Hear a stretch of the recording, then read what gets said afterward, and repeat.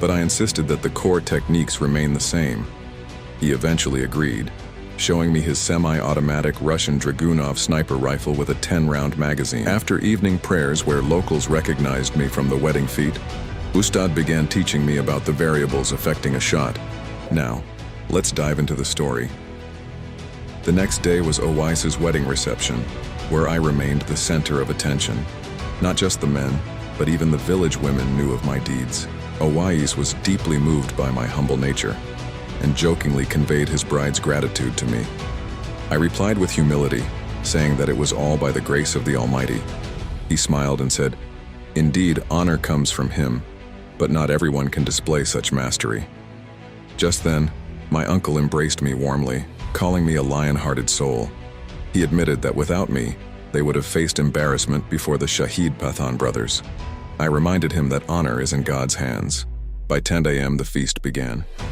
As the groom's close friend, I was helping with the arrangements.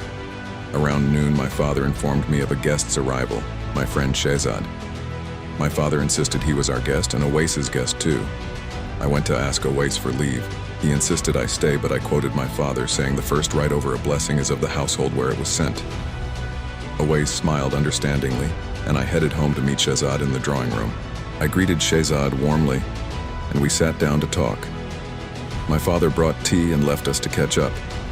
Shehzad's expression turned serious as he broke the news. "I don't have good news, Zeeshan. Your remaining leave has been cancelled." I acted scared, but he laughed, saying a soldier's worst nightmare is being recalled from leave. He then revealed the real reason: a specialized sniper course abroad.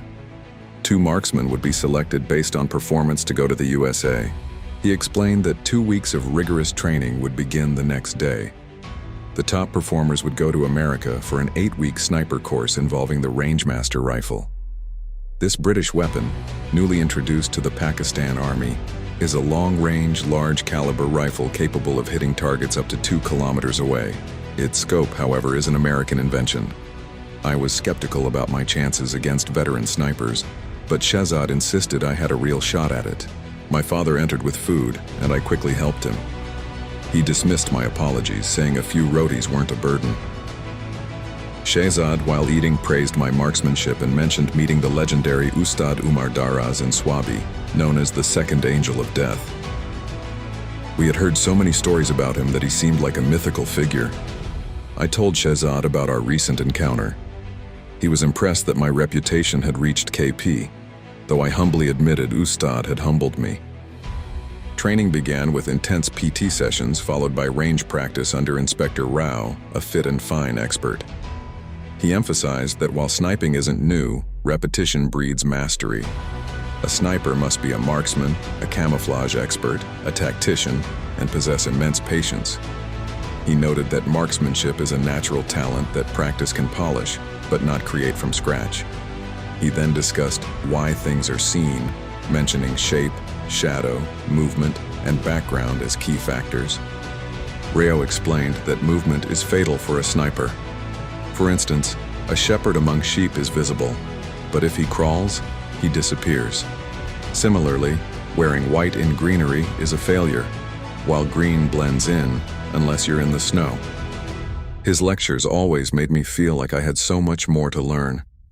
After a week, I took a weekend off, but instead of going home, I headed to Shiwa village in Swabi to seek further guidance from the legendary Ustad Omar Daraz at his home. Ustad remembered my name from hearing my friend call it, proving a sniper's sharp memory. He welcomed me in, and since his daughters were married and moved out, he lived alone with his wife.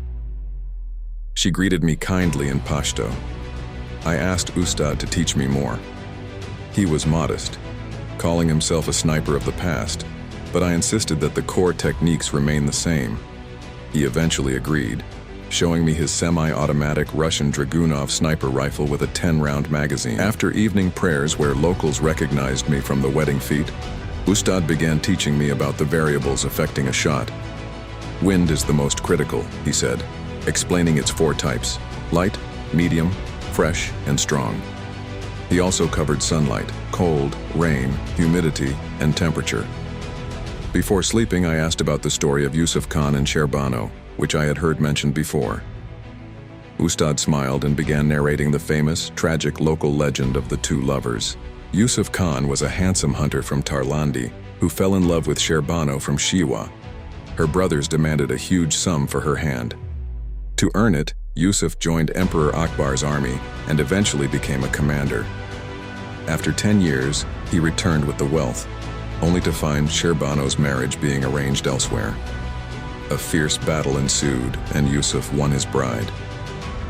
On their wedding night, she asked for a fresh deer hunt as a gift. Tragically, Yusuf fell from a cliff while hunting.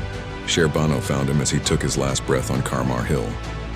She died soon after of grief, and they were buried side by side. People still visit their shrines to pray for their own love. Ustad finished the story by asking if I had fulfilled a Sher Bano condition like Yusuf.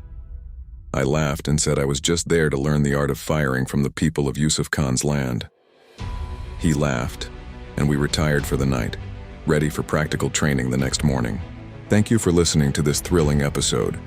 If you want to see more content like this, please subscribe to my channel and click the bell icon so you never miss an update. Your support helps us bring more cinematic stories and military history to life. Don't forget to like this video if you enjoyed the narration and the legendary tale of Yusuf Khan and Sher Bano. See you in the next video for more action and history. Goodbye.